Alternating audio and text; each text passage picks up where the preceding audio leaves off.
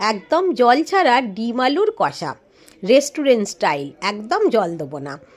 প্রথমে ডিমটাকে আমি সিদ্ধ করে হলুদ আর শুকনো লঙ্কার গুঁড়ো দেবো আর নুন দেবো পরিমাণ মতো, দিয়ে হাই ফ্লেমেতে ভালো করে ভেজে নেব। এভাবে ভেজে নিলে ডিম খুবই সুস্বাদু খেতে হবে।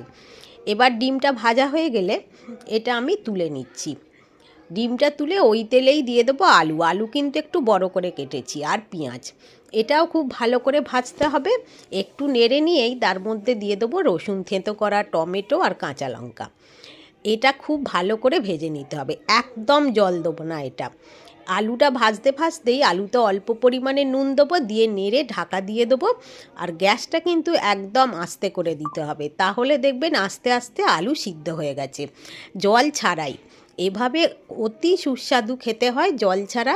এরকম করে ডিম আলু কষা রান্না করলে একদম রেস্টুরেন্ট স্টাইল হবে। আর এটা ভাত, রুটি